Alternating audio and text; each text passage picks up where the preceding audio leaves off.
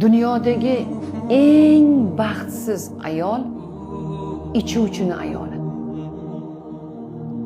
Chunki u har kuni o'ladi. Har kuni eri ichib kelib dumalab yotganda, haqorat eshitganda, bolalarini ko'z yoshini ko'rganda, umidlari chilparchin bo'lganda u har kuni o'ladi. Xiyonatda hattoki bir marta o'lsa ayol, ichuvchini ayoli har kuni o'ladi. Kim bunga javobgar?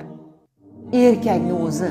Ko'pincha ayollar ichuvchilikka mas'uliyatni o'ziga oladi. Va bunday erkakdan ketsam dinimizga to'g'ri kelmaydi deyshadi. Aslida ichgan odam dinda qoladimi?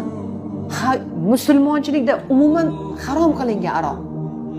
Ichuvchi ichayotib o'zi dindan chiqib bo'ldi. Nimaga unaqa qiladi? Nimaga ayolga bu ruxsat berilmaydi?